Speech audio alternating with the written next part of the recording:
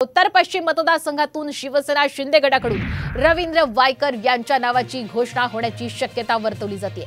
रवींद्र वायकर उद्या आपला उमेदवारी अर्ज भरण्याची शक्यताही वर्तवली गेलेली आहे। अमोल कीर्तिकर विरुद्ध रवींद्र वायकर असा सामना रंगण्याची शक्यता यावेळी वर्तवण्यात आलेली आहे। आत्ताच्या घडीची सगळ्यात मोठी घडामोड आपण पाहतोय।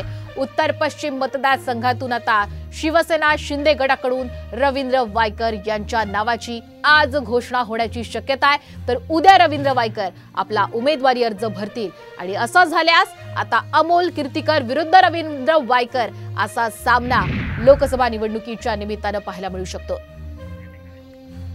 तर आपण पाहतोय सध्या लोकसभा निवडणुकीच्या निमित्तानं खरं तर अनेक समीकरणं बदलत आहेत। रवींद्र वायकर यांनी नुकताच शिंदे गटामध्ये प्रवेश केलेला आहे आणि त्याच पार्श्वभूमीवर आपण ही मोठी घडामोड पाहतोय। रवींद्र वायकर यांना उत्तर पश्चिम मतदारसंघातून उमेदवारी घोषित केली जाईल अशी चर्चाही रंगली होती आणि आता आज त्यांच्या नावाची घोषणा होण्याची शक्यताही वर्तवली गेलेली आहे। सूत्रांनी ही महत्त्वपूर्ण माहिती सुद्धा दिलेली आहे आणि उद्या रवींद्र वायकर उद्या अर्ज भरण्याची शक्यता। आपण अधिकचे अपडेट घेऊयात आमचे प्रतिनिधी सूरज मसूरकर यांच्याकडनं। सूरज, आपण पाहतोय आता रवींद्र वायकर हे उद्या आपला उमेदवारी अर्ज दाखल करतील। आज त्यांच्या नावाची घोषणा होण्याची शक्यताही वर्तवली जाते।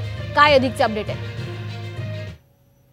अमोल कीर्तिकर विरुद्ध रवींद्र वायकर असा सामना जो आहे ती रंगण्याची शक्यता आहे। आज उत्तर पश्चिम मतदारसंघातून शिवसेना शिंदे गटाकडून रवींद्र वायकर आहेत त्यांच्या नावाची घोषणा होण्याची शक्यता आहे। नुकतेच रवींद्र वायकर ठाकरे गटाला रामराम करून हे शिंदे गटात दाखल झालेले आहेत आणि त्यांना आता उत्तर पश्चिम मतदारसंघातून शिवसेना गटाकडून उमेदवारी घोषित होणार आहे।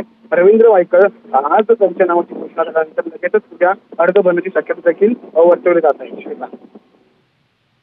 आपण दिलेल्या संपूर्ण अपडेट बद्दल। तर उत्तर पश्चिम मतदारसंघातून आता शिवसेना शिंदे गटातून रवींद्र वायकर यांच्या नावाची आज घोषणा होण्याची शक्यता आहे आणि असं झाल्यास आता अमोल कीर्तिकर विरुद्ध रवींद्र वायकर म्हणजे शिवसेना विरुद्ध शिवसेना असा सामना आपल्याला पाहायला मिळू शकतो।